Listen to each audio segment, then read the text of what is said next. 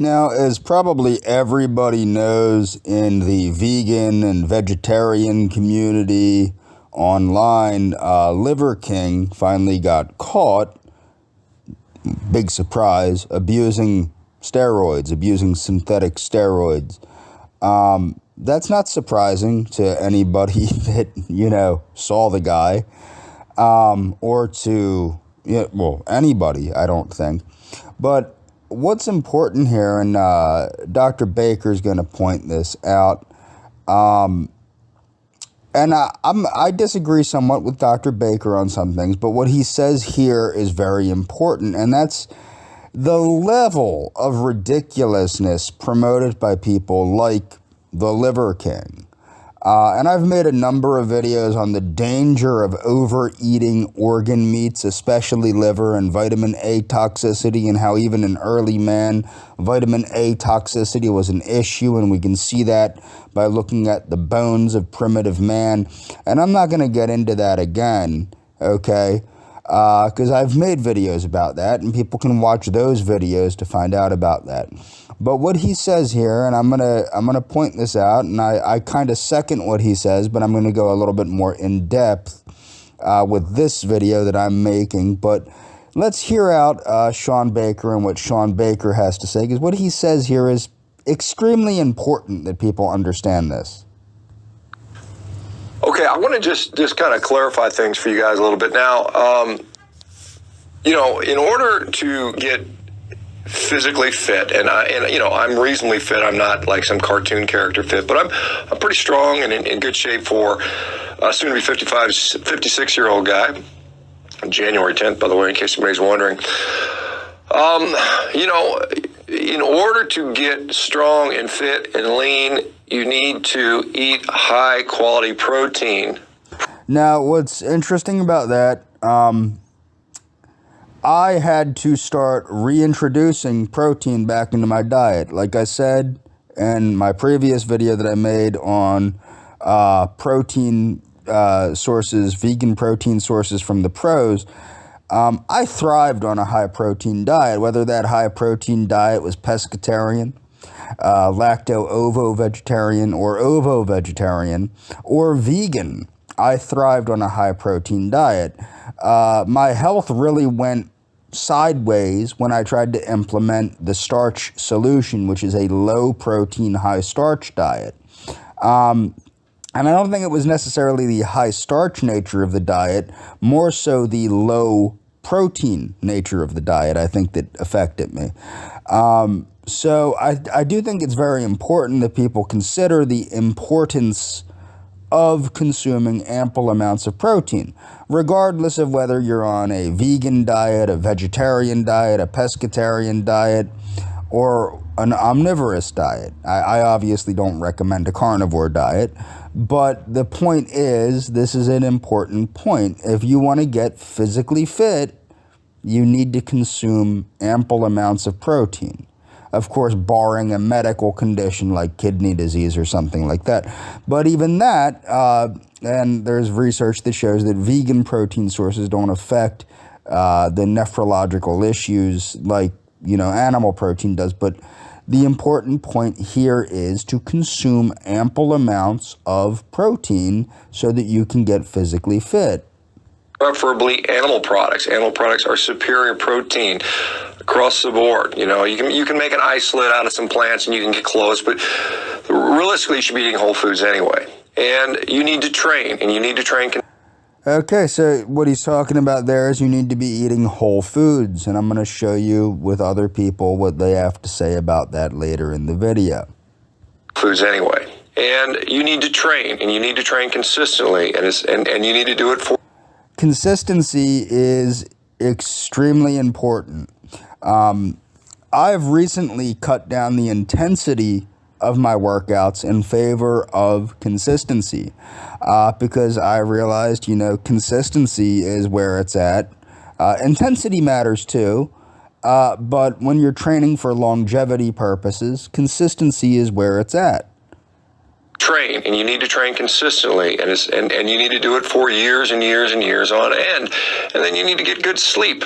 And this is basically it. If you do those things consistently, you will be in shape as long as you can. You don't eat junk food. You don't overeat in that thing. You don't drink alcohol or alcohol to excess. You do not need to be eating raw testicles. Keep this in mind. This is one of the things that I found so outrageous about the carnivore diet is this desire to eat, as he's saying, raw testicles, raw bull penis, raw liver, raw meat. These are dangerous things to be consuming, okay? And that's why, like, I'm not somebody that speaks out about my veganism. I really didn't speak out much about my veganism until the carnivore, and I wasn't even speaking out about my veganism so much as I was speaking out against these maniacs that were encouraging people to poison their bodies with foods that are potentially deadly, such as raw meat and raw liver and excessive amounts of liver and excessive amounts of things that we know aren't good for us. And I think it's important that we keep this in mind, because this stuff has gotten comically ridiculous. And it reminds me, in the holistic communities, people talk about, like velvet deer antler and tiger penis and all this crap. You don't need to be eating that crap. It's just not. Now, with supplementation, I favor supplementation like Dr. Atkins, like Dr. Kenneth Cooper, like Dr. Joel Wallach. I do think that a good, healthy, whole food diet needs supplementation. I just believe that if you can supplement, you should. But the point is, you don't need to be going crazy with these maniacal diets of raw liver and raw this and raw that. And to be quite honest, when I was an omnivore, I did eat, when I went paleo, the paleo diet recommended that you eat undercooked meat. Okay, I would eat sashimi. I had parasites from sashimi, from the consumption of sashimi and raw sushi. Okay, so that's something that you need to keep in mind. Eating raw undercooked meat, raw undercooked eggs, these are potentially deadly things to be consuming, either from the foods themselves or from what they're carrying. Which would be parasites, viruses, things of that nature. To excess. You do not need to be eating raw testicles. You do not to be eating raw liver. You do not need to be eating raw meat in general. I mean, those things are not required. So don't fall for the hype on this. And this is a thing that has frustrated me all along. These people that are, doing this just for attention, and convincing other people that they need to do this. How many people now feel betrayed? They choke down, I don't know how many goat balls or chimpanzee penises, thinking they're going to be all jacked. And it was completely unnecessary and nonsense. Don't fall for that stuff. Don't, for God's sake, don't pay hundreds of, dozens of dollars, $60, $70 a bottle for a bunch of overpriced tallow or organ supplements. It is a waste of your money. So this is one of Greg Doucette's videos in response to the Liver King getting caught on using steroids. I don't really have time to go over everybody's videos. I was going to go over Mick the Vegan's video, but to be quite honest, it's too long, and I just didn't feel like doing it. But this is Greg Doucette's video. One of them, he did a couple of them in response to the Liver King getting caught. I mean, to be honest, everybody knew that dude was juicing. There's no doubt in anybody's mind, but let's hear what Greg Doucette has to say. Coach Greg, in today's video, the Liver King has decided to go 100% natural. And that doesn't mean doing HRT. He's literally going to go on nothing. He says, I'm still going to be ripped. I'll probably just lose about 15 pounds of muscle. And so I can't wait to see what the Liver King looks like. Is he going to be true to his word? Is he actually going to cycle off? Or is he just going to lower the doses? And so consider, with the years of abuse that the Liver King has had, now is the time. If there's ever a time he's going to go off, this is it. But what do I think of that? I think he shouldn't go off. I think he should be on HRT. I 100% fully agree with Greg Doucette here for a couple reasons. Number one, and I want to remind people, I'm not a doctor, I'm not a chiropractor, I'm not a nutritionist, I'm not an endocrinologist, I'm not a cardiologist, I'm nothing like that. But what I want to point out here is there's a couple reasons. Number one, Liver King is, 45, something like that. And if he was already having problems retaining muscle mass like he claims, which is why the Liver King claims he was abusing growth hormone and testosterone, that means that he probably did have hormonal issues if he was taking all these peptides and stuff that he claims and he wasn't getting any results and blah, blah, blah, blah, blah. He was about 45 or so.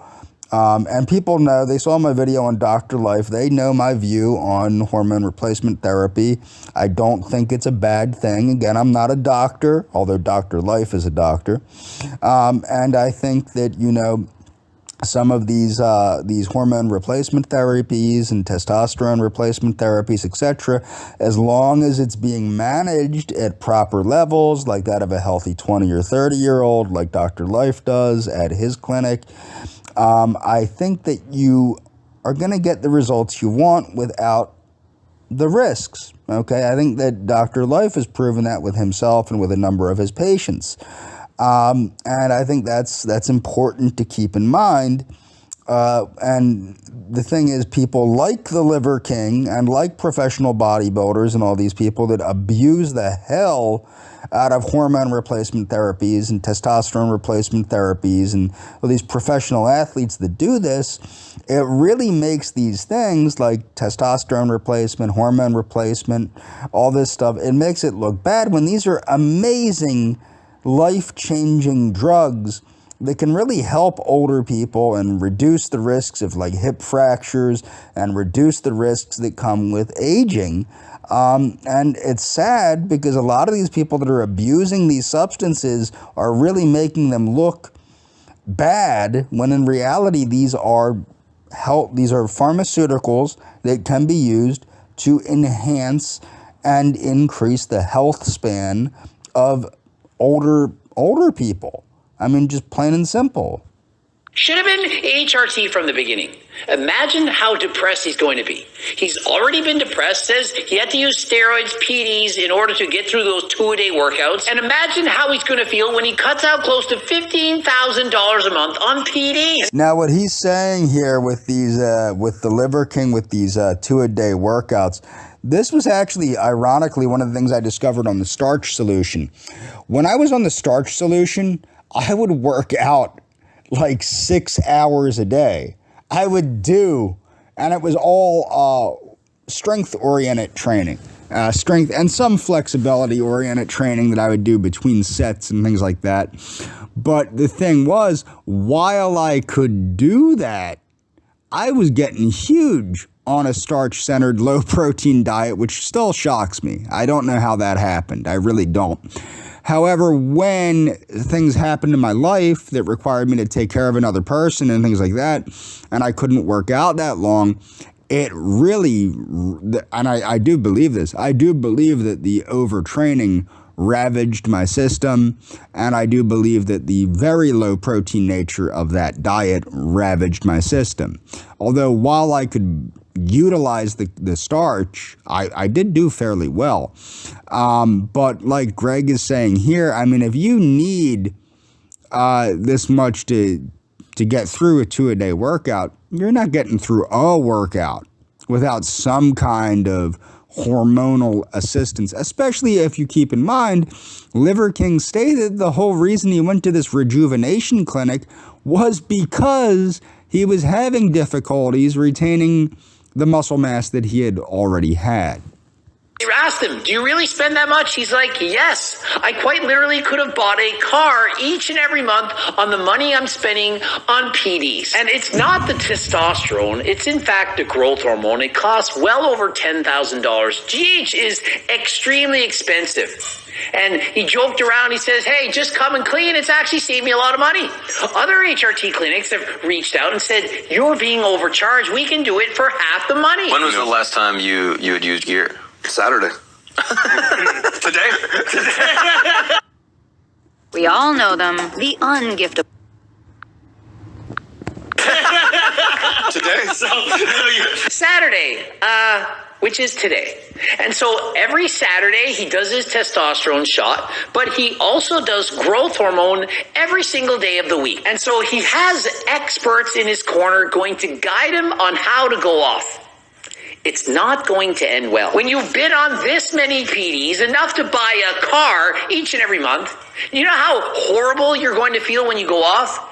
And if you're already feeling somewhat depressed and you cycle off, it's not going to be good. And so let that be a lesson. If you're out there contemplating using PDs, do you know how bad it's going to feel when you stop? The majority of bodybuilders, what happens is once they start using it, they can't stop. And if you do in fact abuse it, you're most likely going to need to be on HRT for the rest of your life. And how would I know this? I'm on HRT for the rest of my life. I use PDs myself, used them over 10 years. And I have gone off HRT for 9 straight weeks. Remember when I broke my elbows, did surgeries? The sports doctor said, I think you should go off HRT, see if we can heal up your elbow. Probably wasn't the smartest move, but I'm like, this is a doctor, I'm going to listen to them. And so I had my testosterone crushed yet again, was losing muscle, had less energy, brain fog, the whole thing. Eventually what happened? Went back on HRT, felt 1,000,000 times better. And Bart K, that's an exaggeration. It's not quite literally 1,000,000 times better. I'm working with some people that are really close to me. I do find it humorous that apparently Bart K was going after Greg Doucette. I didn't know that. That's actually kind of humorous. To experts to come off this. And so he's not going to go off of this cold turkey. He's going to slowly come off of everything. Personally, I don't believe it.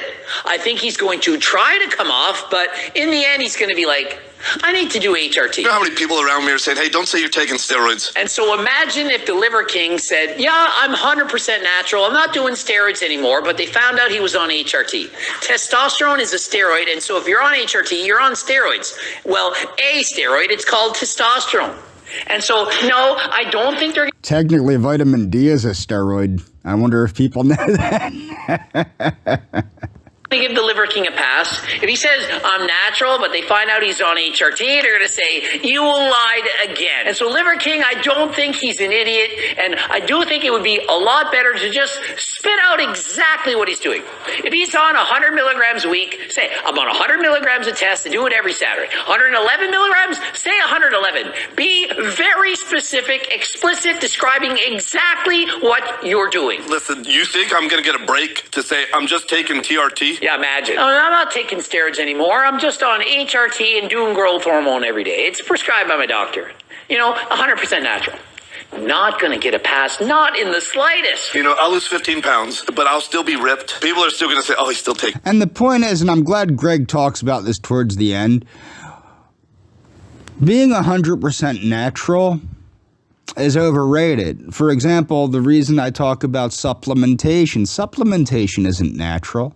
Even if the supplements come from something natural originally, it's not occurring in a natural diet, okay?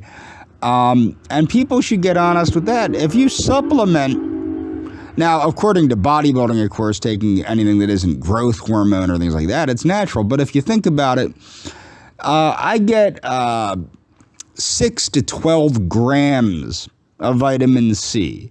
6,000 to 12,000 milligrams of vitamin C a day. You're not getting that in a natural diet. Why do I take that? I take it because of the health benefits that it gives me, okay? It does good things for my system. That's why I take that much vitamin C. That's not going to occur in any diet that you can get from nature. And I'm fine with that too. And so the Liver King, he knows he's going to lose muscle. And he says, well, perhaps we can analyze my blood work and see, because people are going to still say that I'm not natural. I think if we see him lose 15 pounds of muscle and he doesn't look nearly as good as he does, that people will believe. However, maybe they won't. People don't believe that I'm only on HRT. I've been off of steroids for over 3 years. I'm on 140 milligrams of HRT a week, yet people say, no, you can tell he's on growth hormone. His skin is red. Meanwhile, I come back from tanning in Mexico. People are clueless. And so just because I have a decent amount of muscle now, more than 99% of the world, people assume, oh, he must be still blasted. Compare the physique I used to have, probably had 20 pounds more muscle. That is the difference between blasting steroids and only using doctor-prescribed HRT. And remember, it comes down to your genetics. Before I took anything, when I was 100% natural, for example, in my 20s, I still had a physique that was... Now, this is what I do believe that genetics are important when you're like a professional bodybuilder and things like that, but nominally so. And I'm going to explain this. Okay. Now, Greg Doucette was a gym teacher, okay? And I'm sure he understands this. Okay, people that are alive today, barring a genetic disease, okay, most people that are alive today aren't genetic crap. I mean, everybody that's alive today is the result of billions of years of evolution, okay? Billions of years of evolution to get where we are today. And I've seen this teaching karate, I've seen this in personal training, and I've seen this helping people with weight loss and things like that. If people apply themselves, most people have the genes to get healthy. Now, and what Greg's getting at here, I think, is looking like a muscular freak of nature. Yeah, genetics matter somewhat, but if, and to be honest, like Dr. Baker said, if you're eating consistently and training consistently, you're going to get in shape. Okay, and I don't think Greg would disagree with that. I think Greg actually does agree with that. I do think that perhaps maybe looking like a genetic, like a freak of nature, an over-muscled freak of nature, to a degree, genetics matter, whether you're taking steroids or not. But I don't think it matters as much as people might think it does. I think that, and again, I'm not a professional bodybuilder. I'm not in the field of professional bodybuilding. But I do think that if people do consistently train and consistently eat and consistently do what they're supposed to do, they're going to get muscular. And you can see this with people that don't believe that they have natural athletic talent. If you train a person properly, their natural athletic talent comes out. I think a lot of people have a lot more natural athletic talent than they're aware of. And again, you're the result of billions of years of evolution. Barring a genetic disease, you probably are more gifted than you think you are if you would just consistently eat right, consistently sleep enough, and consistently exercise. And that's what I'm saying there. Down to your genetics. Before I took anything, when I was 100% natural, for example, in my 20s, I still had a physique that was beating most enhanced bodybuilders in bodybuilding competitions. I was a world natural bodybuilding champion. And so if you have great genetics, you train hard, and you put your time in the gym, of course you can build a great physique naturally. I overtrain like fucking crazy. Mm-hmm. And when you overtrain like crazy, you know how badly that fucks up your hormones? And so if the Liver King goes 100% natural and he's trying to do 2-a-day workouts, going harder than last time, it's not going to work. He's going to overtrain. And if he actually thinks he can keep this shredded physique off of all steroids, testosterone, growth hormone, while having normal levels of testosterone after abusing it for years, he's in for a rude awakening. Just wait till he gets off everything. He has no idea how bad it's actually going to feel. And so I personally do not believe that the Liver King is going to be able to go natural.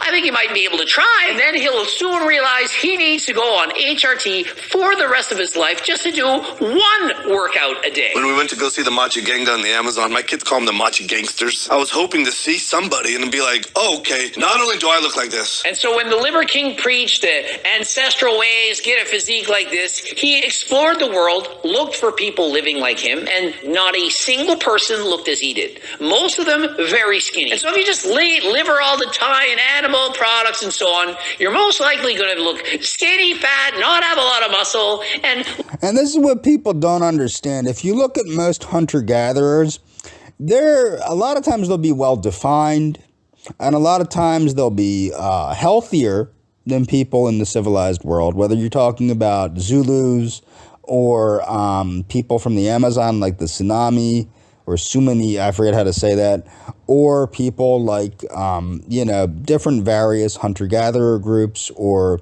semi-agrarian groups. They're going to be healthy, they're going to be well-defined, but they're going to look pretty skinny probably. And that's something that people aren't understanding. So let's hear what Greg has to say here. Look like you're very weak, as this is not the ideal way to live. You think that the ancestors had the best bodies in the world? They were suffering. It was not perfection. What we have today, we now have it made. And this is important that he's pointing this out, like I stated about supplementation here.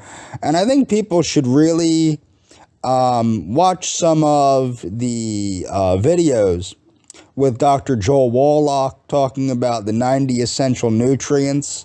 I think it's very important people understand that. I think people need to take into consideration, like Dr. Wallach states, there is a reason that we give livestock certain nutrients and that we fortify pet food with certain nutrients. It's necessary to keep animals healthy. The human animal is an animal, okay? And you should read Dr. Wallach's book, Dead Doctors Don't Lie. Perfection. What we have today, we now have it made. We have available food sources, supplementation, harder than last time supplements, of which you can get 10% off. Use code Greg. Think of it. Our ancestors never had pre-workouts, creatine, beta-alanine, GO2 max. They never had any of these muscle-building formulas, and so we have it a lot easier. And so you can't just live the ancestral tenets and think that by eating liver, you're going to have an incredible physique. Click the link in the description. Now, I am going to discuss this because the thing is with these so-called ancestral tenets, these aren't the true ancestral tenets. These are Liver King's mumbo-jumbo that he made up to sell Liver King's supplements. And like I said, I'm not against supplementation, but I mean, in my opinion, going to Liver King for supplements makes about as much sense as getting Alpha Male from Alex Jones. I would not be buying supplements from Alex Jones, and in my opinion, I wouldn't be buying any supplements from Liver King. How do you trust people that are that frickin' whacked? So, Richard Wrangham is a biological anthropologist that wrote a number of books. One of them is called Catching Fire, How Cooking Made Us Human. And I think it's very important to understand the role cooking played in improving the digestibility of foods. Whether people are promoting raw veganism or raw carnivory, I think it's a bad idea. And this is going to be a short clip of Dr. Richard Wrangham. I believe this is from the Leakey Foundation. Yes, it's from the Leakey Foundation, which is an anthropological foundation. And here we go. So I'll be thinking about why these people are happy. They are happy not just because they've killed a bush pig, but also because they are cooking it. Now, the significance of cooking is something that in all sorts of ways has not been appreciated, I think, until relatively recently. And part of the problem is represented by what Marion Nussel says here, a biochemist who was invited by her university to teach a course on human nutrition. So this is what she says. I just went to the bookstore and bought a whole bunch of nutritional textbooks. I had about 8 of them, and I laid them out on a table and opened them all to the page that talked about human nutritional requirements, and they were all different.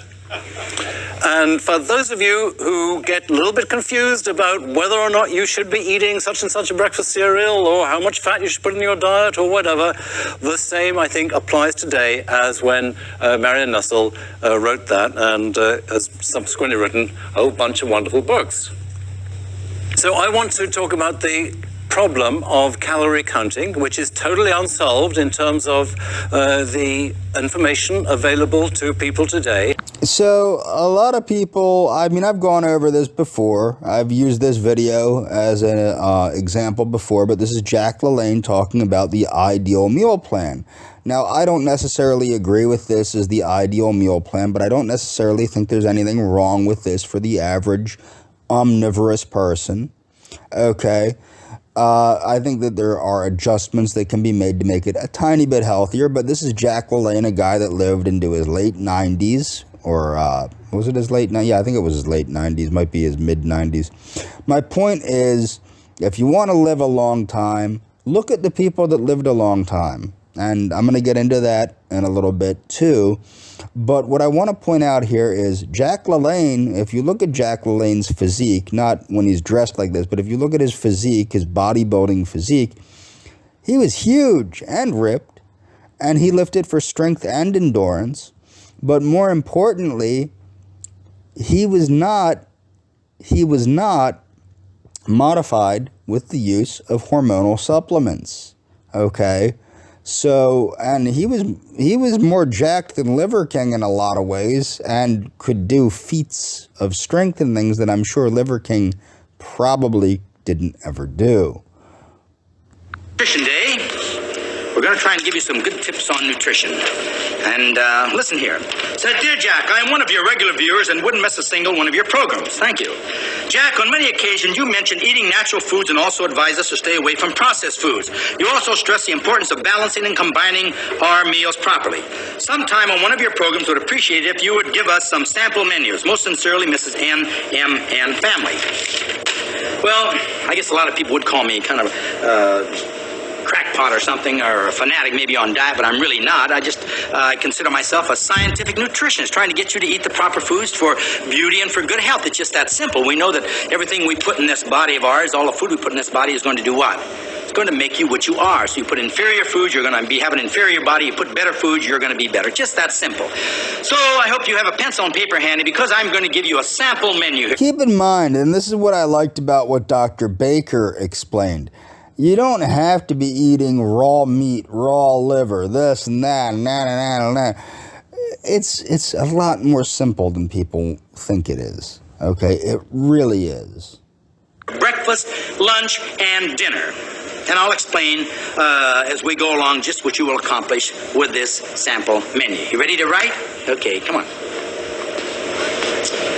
I had breakfast up here. I'm very partial to having fresh fruit or fresh fruit juice for breakfast. If you're going to have orange juice or grapefruit juice, be sure you squeeze it and drink it immediately so you don't lose the valuable vitamin C. The next thing, we have to have high protein for breakfast. So what are we going to have? We're going to have eggs or meat or both. Have a little meat patty and broil it. You can broil your egg right along with it, or you can have a poached egg or a soft-boiled egg. Try to keep away from the fried foods as much as possible, but if you do want to scramble your egg, scramble it with just a little water and very little oil. And then you can have a piece of whole wheat toast. Instead of putting marmalade or jelly or something on, it's real high in calories, not good for you. Use a little nature sweetener, a little honey. Then if you're going to have your coffee, that's okay. Take it black, or you can have a glass of skim milk. That's your breakfast. See what we're doing here? We have all the energy from the fresh fruit and the fresh fruit juice, and we have the protein here, and everything is balanced, complete, low in calories.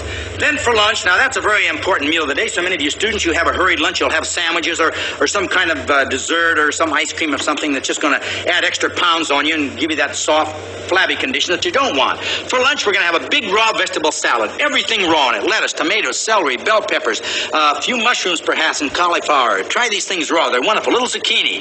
And you can have meat or fish or low-calorie cottage cheese. And for the salad dressing, you can get some wonderful low-calorie salad dressings at your health food store. Some of the big supermarkets have them, or else you can make your own salad dressing with a little olive oil, very little oil, with a little lemon juice, and season it with garlic or onion powder. Now for dinner, have a big raw vegetable salad just like we did for lunch. Then you can have 2 or more undercooked vegetables. Be sure and undercook them. Cook them in their own water. their own steam. They can have meat or fowl. Then for dessert, have some fresh fruit and yogurt with a little honey on it. Here you have a wonderful, balanced menu for a day. All right? Hope you have this written down or you have it fixed in your mind. So what did the dietitian Adele Davis have to say on nutrition? As I said, and people will remember, I use these videos in other videos of mine. But what did Adele Davis have to say about nutrition? And you'll see that it's very similar to what Jack LaLanne said about nutrition. They're well nourished. I think that's perhaps what you mean. Unfortunately, that isn't true. We have just an appalling amount of sickness in America now. We have millions of people have heart disease, millions. Now keep in mind, and she's right, this is an appalling amount of sickness in the late 50s, early 60s. But keep in mind, did the genes change or what changed? The diet changed. Now that we know about the science of epigenetics, and we know about gene expression, and we know about the role of nutrition and gene expression, we know that the way we eat affects the way that genes are expressed. So I'm going to let Davis continue here. We have just an appalling amount of sickness in America now. We have millions of people have heart disease, millions have arthritis, 22 million have allergies, and there's so many millions of people with diseases. They've either got bad eyes, or we've got brain damage, or we have mentally defective so that they're in the hospitals. There's a tremendous number of people in hospital beds, you know, even though they're putting people out on tranquilizers in hospital beds because of mental illness, which is turning out more and more to be a nutritional thing. How much of that sickness would you say is nutritional? I think that a very great deal of sickness is because of the refined foods. I think we're literally at the mercy of the unethical food, refined food people, the people who take all the minerals and vitamins out of the sugar, out of the flour, make hydrogenated fats rather than leave them. Now, what I want to point out is what bothers me so much is a lot of people like to say, well, the USDA diet. Let me explain this. The USDA diet is not the standard American diet. The standard American diet is what the average American eats. The average American does not follow the USDA diet. If they did, they'd probably be healthy. Okay? Now, the Harvard Healthy Eating Plate does what the USDA diet should have done and says only eat whole grains and only eat whole fruits and things of that nature, which unfortunately the USDA diet does allow for some refined grains and simply says to favor whole grains. But as you can see with Ms. Davis's recommendations, she basically recommends what the Harvard Healthy Eating Plate recommends. Natural good fats. Are pediatricians and obstetricians trained in nutrition? Some of the medical schools are beginning to give some work in nutrition, but none of it's adequate. Most of them have, but the tragedy is that they have such terrific power over the girls and over the women and the babies. For instance, I have yet to know a baby, unless it's nursed, who's on a good diet. I have never known a formula to be adequate. You've written another book on disease and health, Let's Get Well. Yes. Can you really avoid disease through good nutrition? Some you can and some you can't. A great deal.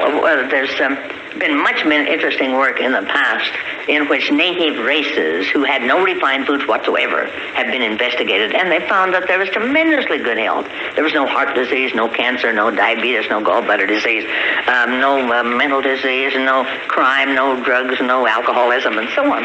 And apparently, if our food were good, but our nutrients needed to build good health are being thrown away. Why do you feel that most of the American public doesn't eat that way? Because we've heard years and years and years of propaganda. We've been told that certain cereals build champions when it did not. You feed it to rats and they die, any of the cold cereals. We've been told that white bread builds strong bodies so many ways. Dr. Roger Williams took 10 or 12 different types of white bread, all so-called enriched, and fed it to rats. They all died in about 6 weeks, or almost all of them died. And he brought out that that time was when prisoners would be kept on bread and they thrived. Adele, what's your recommendation for adult consumption of milk? Well, I think adults would be much healthier if they had a whole quart of milk a day. For instance, there's something like 6 million women with aching backs because their bones have been demineralized. Milk is your best sources of protein. I like to recommend at least a quart of milk a day to everybody. And it's the only good source of calcium. It's an excellent source of B2, which is an extremely important vitamin, I think. But we've been told that milk is also a source of cholesterol, which is supposedly dangerous to the health. Well, the cholesterol problem is there's a lot of misinformation on that, of course. And by physicians, again, because I haven't been trained in nutrition. Cholesterol is high only when the foods are so refined that we haven't the nutrients to utilize it well. Are there any general rules that you can throw out to the public for keeping themselves healthy with good nutrition? Now pay special attention to this. Yes, I gave that in quite a good deal of detail a while ago. This natural foods. Whole grain bread, cereals, fruits, vegetables, milk, cheese, eggs. It's a while ago. This natural foods. Whole grain bread, cereals, fruits, vegetables, milk, cheese, eggs. A while ago. This natural foods. Whole grain bread, cereals, fruits, vegetables, milk, cheese, eggs. It's that simple. Yeah, it's that simple. There's nothing refined. It's that simple. Yeah, it's that simple. There's nothing. It's that simple. Yeah, it's that simple. There's nothing refined. It's that simple. Yeah, it's that simple. There's nothing refined. If you really want to build health.